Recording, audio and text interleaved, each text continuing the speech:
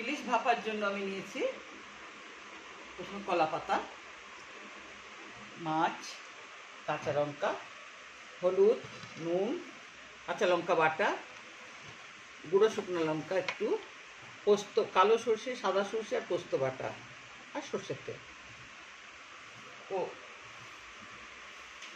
আর সুতো।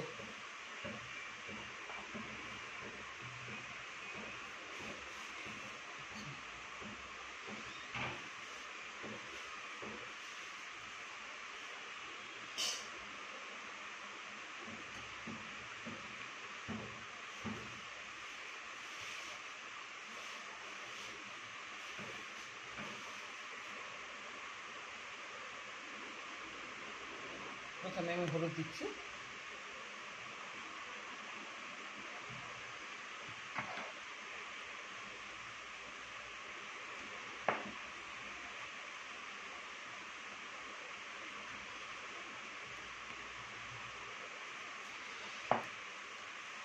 শুকনো লঙ্কা, শুকনো লঙ্কাটা রঙের জন্য দিলাম, সর্ষের তেল,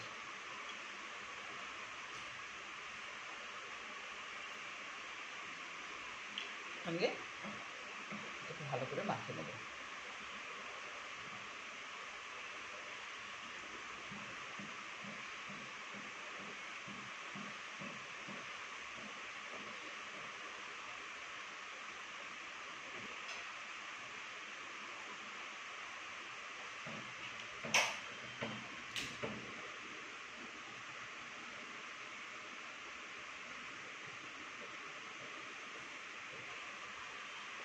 আমার এই প্রিপারেশনটা হয়ে গেছে।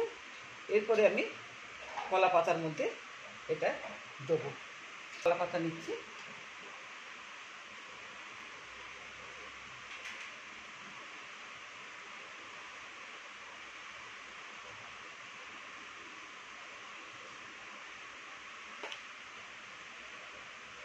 উপর দিয়ে একটু মশলাটা দিয়ে দিতে হবে,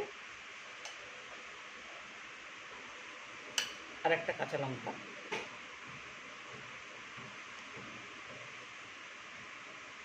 এইভাবে টুকটা দেবো, এইভাবে ভাঁজ করব।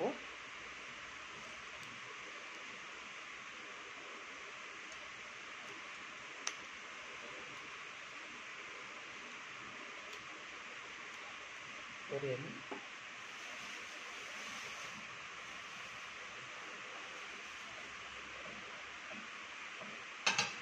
সুতো দিয়ে বেঁধে দিচ্ছি যাতে খুলে না যায়।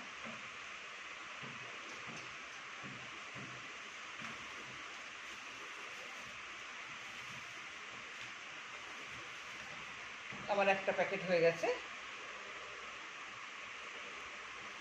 এখন বর্ষাকাল, এবার বাংলাদেশ, আমাকে আগেই বলেছি যে এখানে আমাদের বাংলাদেশের ইলিশ পাওয়া যায়, তো আমি তো বিভিন্নভাবে আপনাদেরকে দেখিয়েছি, তো তার মধ্যে এটা একটা, এটা ভীষণ ভালো লাগবে খেতে, গরম গরম শুকনো ভাতে খুবই ভালো লাগবে। আমার প্রত্যেকটা প্যাকেট হয়ে গেছে। এবারে আমি ভাপে বসাবো এগুলো,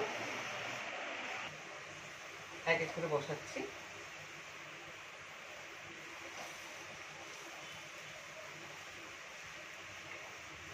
এবারে আমি ঢাকাটা দিচ্ছি, ঢাকাটা খুলছি। এবারে আমি একটু অপর পিঠ উল্টে দেবো। দেখুন কলা পাতাটা পুরো পুড়ে গেছে।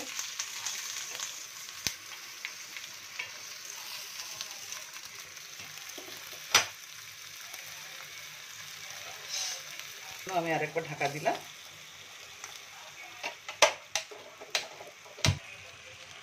গ্যাসের ফ্লেমটা তো আগে থেকেই কমানো আছে।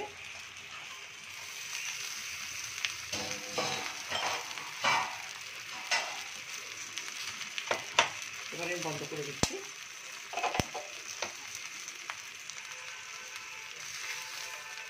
দুইটি সমানভাবে হয়ে গেছে।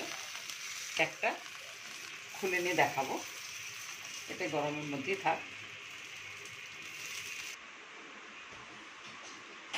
আমার ইলিশ ভাপা হয়ে গেছে, আমি একটা খুলে দেখাচ্ছি।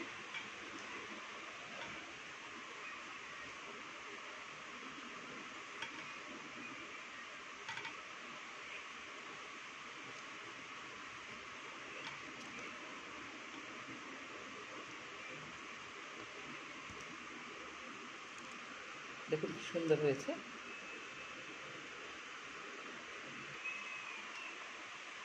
তো আজকের এই রেসিপিটা আপনাদের কেমন লাগলো অবশ্যই জানাবেন। আশা করি ভালো লেগেছে। যদি নিত্য নতুন কোনো রেসিপি জানতে চান তাহলে অবশ্যই কমেন্ট করে জানাবেন। সবাই ভালো থাকুন, সুস্থ থাকুন। আজকের মতো মিত্রি কিচেনের সুতপা আপনাদের কাছ থেকে বিদায় নিচ্ছি।